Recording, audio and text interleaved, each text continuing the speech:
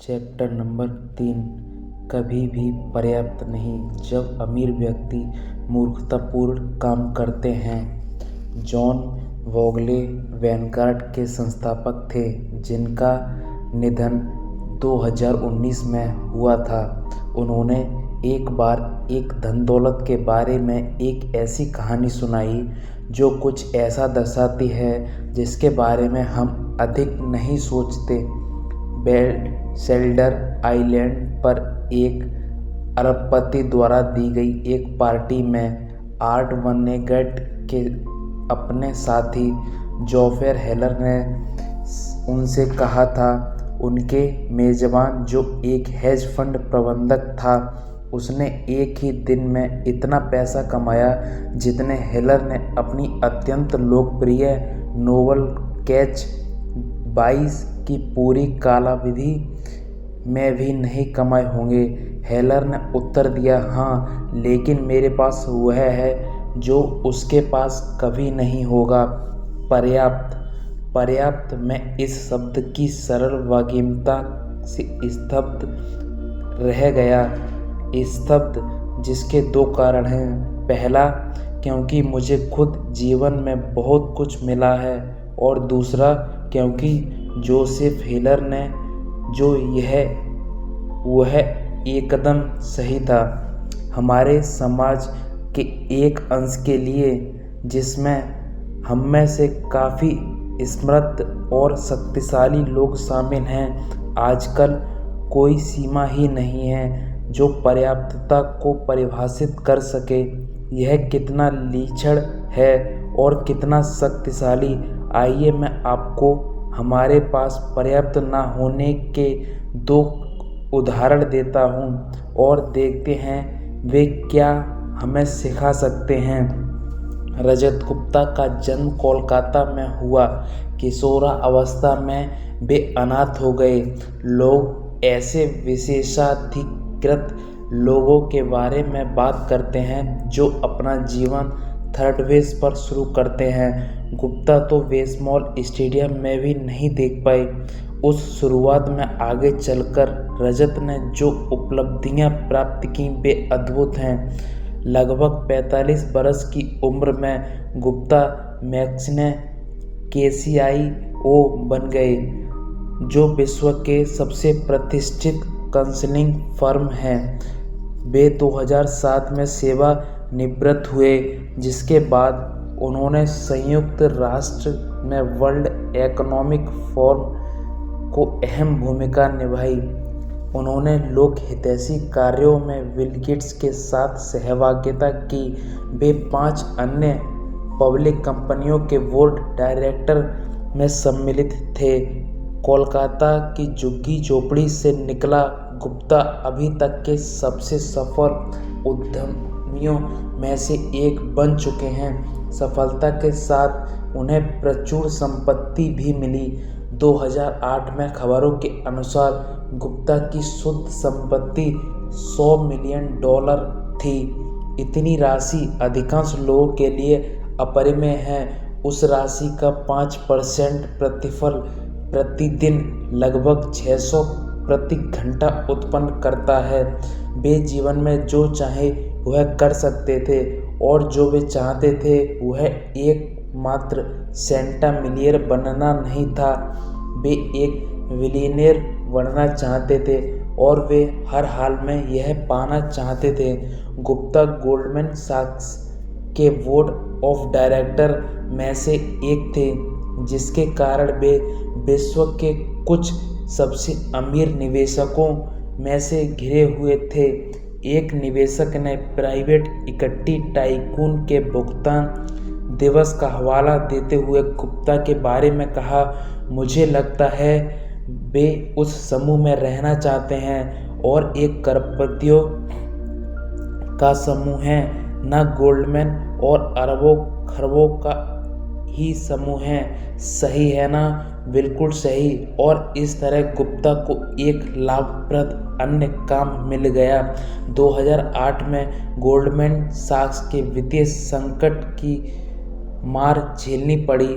Warren Buffett ने इस bank को बचाने के लिए $5 बिलियन की राशि निवेश करने का निर्णय लिया।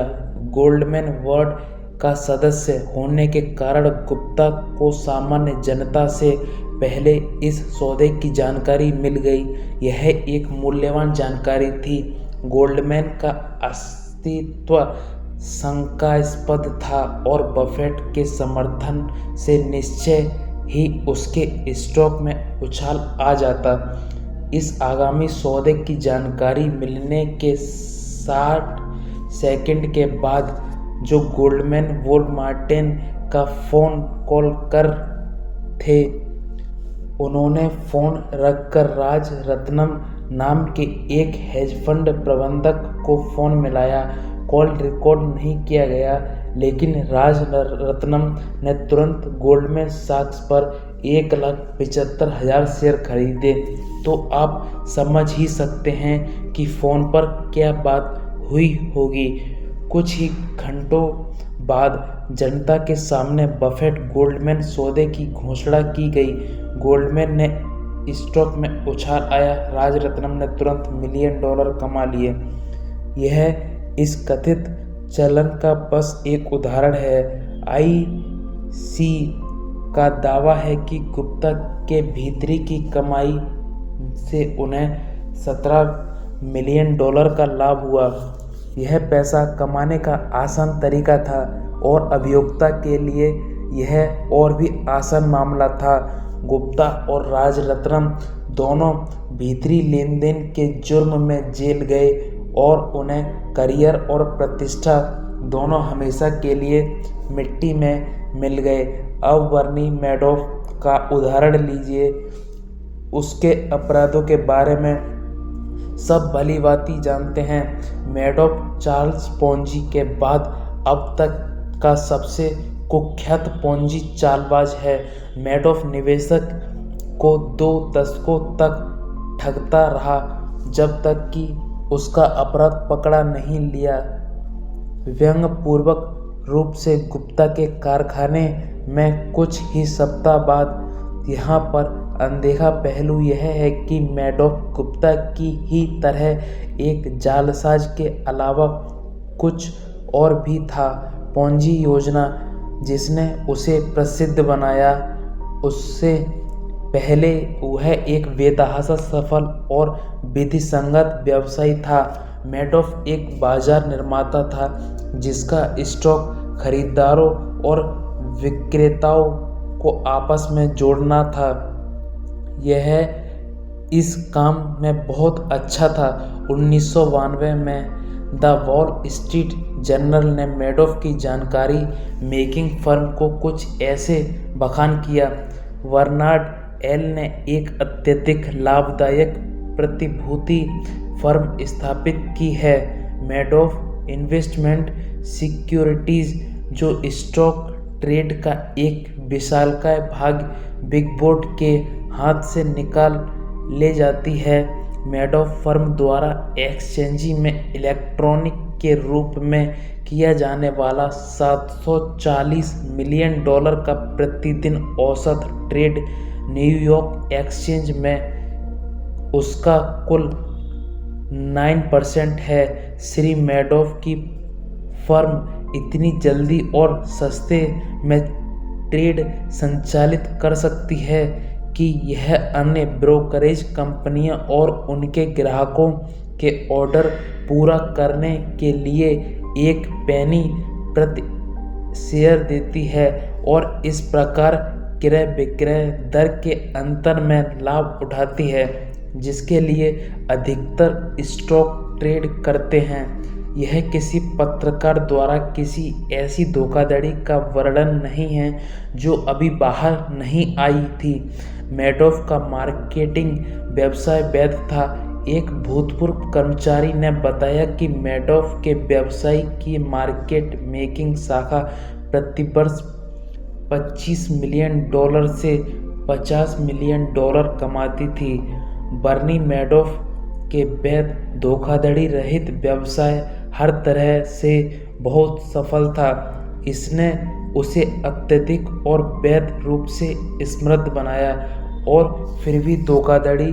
जो प्रश्न हम गुप्ता और मैडोफ दोनों से पूछना चाहिए वह यह है कि कोई ऐसी जिसके पास अरबों खरबों डॉलर हों और अधिक पैसों के लिए क्यों इतना बेताब होगा और उसे पाने के लिए सब कुछ दांव पर लगा दे। वे लोग जो उत्तरजीविता के लिए संघर्ष कर रहे हैं उनके द्वारा क्या किया गया अपराध अलग है। इस नाइजीरियन ठग ने एक बार द न्यू यॉर्क टाइम्स को बताया कि उसे दूसरों को चोट पहुंचाने से गिलानी का अनुभव होता है, लेकिन गरीबी आपको दर्द महसूस नहीं होने देती। जो गुप्ता और मैडोफ ने किया वह अलग था।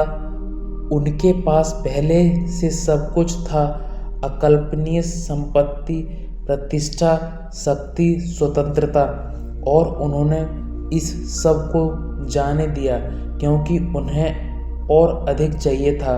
उन्हें पर्याप्त का बोध नहीं था। ये चरम उदाहरण हैं, लेकिन इस आचरण के दौर अपराधी संस्करण भी हैं। Long term capital management hedge fund में काम कर रहे कर्मचारी व्यक्तिगत रूप से दसों सैकड़ों मिलियन डॉलर के मालिक थे और उनकी संपत्ति में से अधिकांश उनके खुद के फंड में निवेशित थी। फिर और अधिक पाने की लालसा में उन्होंने इतना जोखिम उठाया कि सब खो बैठे। 1998 में इतिहास का सबसे दृढ़ अर्थव्यवस्था और सबसे अच्छे बुल मार्केट के बीच वॉरेन बफेट के बाद इसका इस तरह वर्णन किया गया। और पैसा कमाने के लिए जो उनके पास था और जिसकी उन्हें आवश्यकता भी नहीं थी, उन्होंने वह सब दांव पर लगा दिया। और उनके पास जो था और आवश्यकता थी, और यह मूर्खता है, यह साफ मूर्खता है जो आपके लिए ज़रूरी है। अगर आप उसे किसी ऐसी चीज़ के लिए दांव पर लगाते हैं जो ज़रूरी नहीं है, इसका कोई मतलब नहीं बनता। जो आपके पास है और ज़रूरी है उसे किसी ऐसी चीज़ के लिए दांव पर लगाने का कोई मतलब नहीं है जो आपके पास नहीं है और जिसकी आपको ज़रूरत नहीं। यह एक ऐसी बात है जो उतनी ही प्रत्यक्ष है जितनी कि अनदेखी।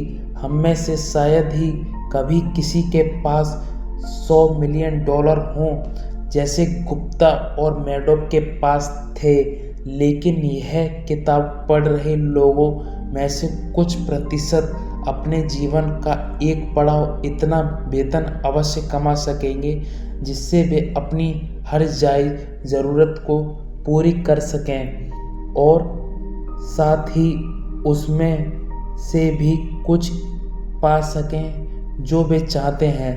अगर आप उनमें से एक हैं तो कुछ बातें याद रखें। सबसे कठिन वित्तीय कौशल गोल पोस्ट को चलने से रोकना है, लेकिन यह सबसे महत्वपूर्ण भी है। अगर नतीजे के साथ उम्मीदें बढ़ती रहें तो अधिक पाने की चेष्टा का कोई मतलब नहीं है, लेकिन और अधिक प्रयास के बाद फिर भी वैसा ही महसूस करेंगे और यह खतरनाक होता जाता है। जब ज़्यादा का स्वाद ज़्यादा पैसा, ज़्यादा ताकत, ज़्यादा प्रतिष्ठा, संतुष्टि से ज़्यादा महत्वाकांक्षा को बढ़ाता है और परिस्थिति के आगे बढ़ाया हुआ एक कदम गोल पोस्ट को दें और कदम आगे धकेल देता है। आपको लगता है जैसा आप पीछे छूट रहे हैं और गति बनाए रखने का एकमात्र तरीका और अधिक जोखिम उठाना है। आधुनिक पूंजीवादी दो चीज़ों में माहिर है, धन दौलत उत्पन्न करने में और साथ ही ईर्ष्या उत्पन्न करने में। शायद ये दोनों साथ साथ ही पाए जाते हैं। अपने साथियों को आगे बढ़ने का जुनून सफलता का ईंधन हो सकता है, लेकिन पर्याप्त के दो बोध के बिना जीवन में कुछ मज़ा नहीं है। खुशी, जैसा कि कहा जाता है, उम्मीदों के बिना नतीजे हैं। पॉइंट नंबर 2, यहाँ असल समस्या सामाजिक तुलना है। एक नए बेसबॉल खिलाड़ी के बारे में सोचिए जो प्रति वर्ष $5 लाख कमाता है। वह हर परिभाषा से अमीर है, लेकिन मान लीजिए अगर वह उसी टीम के लिए खेलता जिसके लिए माइक ट्राउट, जिसके पास 12 वर्षीय $430 मिलियन का अनुबंध है, अब तुलना करें तो वह नया खिलाड़ी दिवालिया प्रतीत होगा। लेकिन अब माइक ट्राउट की तरह सोचिए, $36 मिलियन प्रतिवर्ष बेतहाशा धनराशि है, लेकिन 2018 में उच्चतम आय वाली हेज फंड प्रबंधकों को शीर्ष 10 की सूची में आने के लिए 340 मिलियन प्रतिवर्ष कमाना आवश्यक है। ट्राउट जैसे लोग संभवतः अपनी आय की तुलना ऐसे लोगों से करते हैं, और जो हेज फंड प्रबंध 340 मिलियन प्रतिवर्ष कमाता है, वह शायद खुद ही तुलना शीर्ष 5 हेज फंड प्रबंधकों से करता है, जिन्होंने 2018 से कम $770 मिलियन कमाए। वे शीर्ष प्रबंध वॉरेन बफेट के जैसे किसी से प्रेरित हो सकते हैं, जिनकी निजी संपत्ति 2018 में $3.5 बिलियन बढ़ गई। बफेट के जैसा कोई शायद जेफ बेजोस से प्रतीत हो सकता है, जिनकी शुद्ध संपत्ति 2018 में $24 बिलियन बढ़ गई। एक ऐसी राशि जिसका प्रति मिनट भाग अमीर बेसबॉल खिलाड़ी की पूरे साल की कमाई से अधिक है। मुद्दा यह है, सामाजिक तुलना की छत इतनी ऊंची है कि वस्तुतः कोई इसे छू नहीं पाएगा, जिसका मतलब यह है कि यह एक ऐसी लड़ाई है जिसे कभी जीता नहीं जा सकता, या फिर जीतने का एकमात्र तरीका यह है कि कभी इसे लड़ा ही ना जाए। यह मान लेना कि आपके पास पर्याप्त हो सकता है, फिर चाहे वह दूसरों की मुकाबले कम ही क्यों ना हो। मेरा एक दोस्त हर साल तीर्थ यात्रा पर लास वेगास जाता है। एक बार उसने एक डीलर से पूछा, तुम कौन से खेल खेलते हो और कौन से कसिनो में? डीलर ने बहुत गंभीरता से जवाब दिया, लास वेगास के कसिनो में जीतने का सिर्फ एक तरीका है, वह यह है कि जैसे ही आप अंदर जाएं, वापस बाहर निकल जाएं। और ठीक इसी तरह दूसरों की संपत्ति की तुलना करने के खेल भी काम करता है। पॉइंट नंबर 3, पर्याप्त बहुत कम नहीं है। पर्याप्त होने का विचार रूढ़िवाद के जैसा लग सकता है, जिसमें अवसरों और क्षमता को छोड़ दिया जाए। मुझे नहीं लगता यह ठीक है। पर्याप्त का यह मतलब समझना है कि इसका विपरीत और अधिक की भूख आपको पछतावे की छोर पर लाकर खड़ा कर देगी। यह जानने का एकमात्र तरीका कि आप कितना खाना खा सकते हैं यही है कि आप तब तक खाना खाएं जब तक कि आप बीमार ना पड़ जाएं। कुछ ही लोग ऐसा करते हैं क्योंकि उल्टी करने की तकलीफ खाने के स्वाद से ज़्यादा होती है, लेकिन किसी कारण यह तर्क व्यवसाय और निवेश में नहीं चलता कि अधिकतर लोग जब जाकर रुकते हैं, जब वे टूट जाएं या रुकने पर मजबूर हो जाए। यह अभूत रूप से कुछ ऐसा भी हो सकता है, अपने काम में अक्रियशील हो जाने के लिए एक जोखिम भरा निवेश आवंटन जिसे आप कायम ना रख सकें। दूसरी तरफ दुनिया में रजत गुप्ता और बर्नी मैडोफ जैसे लोग हैं जो चोरी करने पर उतर आते हैं। क्योंकि उन्हें लगता है कि बिना नतीजे की परवाह किए डॉलर हासिल करना जरूरी है।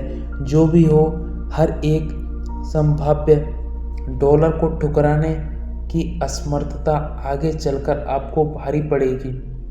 पॉइंट नंबर 4, बहुत सी चीज़ें जोखिम में डालने लायक नहीं होती, चाहे संभाव्य लाभ कितना भी अधिक हो। जेल से रिहा होने के बाद रजत गुप्ता ने द न्यूयॉर्क टाइम्स में बताया कि उन्होंने एक महत्वपूर्ण सीख पाई, किसी चीज़ से हद से ज़्यादा अनुरक्त ना हो। आपकी प्रतिष्ठा, आपकी उपलब्धियां या इनमें से कुछ भी। मैं अब इस बारे में सोचता हूँ, इससे क्या फ़र्क पड़ता है। ठीक है, जो हुआ उसने मेरी प्रतिष्ठा अनुचित रूप से नष्ट कर दी, और यह तभी तकलीफ देता है अगर मैं अपनी प्रतिष्ठा से बहुत लगाव रखता हूँ। यह शायद उनके अनुभव से लिया जाने वाला सबसे खराब सबक मालूम पड़ता है, और मुझे लगता है कि यह एक ऐसे आदमी का खुद को तसल्ली देने के लिए बहाना है जो बुरी तरह से अपनी प्रतिष्ठा वापस चाहता है, लेकिन अब यह जा चुकी है। प्रतिष्ठा अमूल्य है, आज़ादी और स्वावलंबन अमूल्य है, परिवार और दोस्त अमूल्य हैं। जिन्हें आप प्यार करते हैं उनसे प्यार पाना अमूल्य है, खुशी अमूल्य है, और इन सबको बनाए रखने का सबसे अच्छा तरीका यह जानना कि कब आपको बेजोखिम उठाना बंद कर देना चाहिए जो इन्हें नुकसान पहुंचाते हैं। यह जानना कि जब आपके पास कब और कितना पर्याप्त है। अच्छी खबर यह है कि पर्याप्त का निर्माण करने वाला सबसे शक्तिशाली औजार अद्भुत रूप से सरल है और ऐसे जोखिम को मांग की नहीं करता जो इनमें से किसी भी चीज़ को हानि पहुंचाए। यह अगला अध्याय है।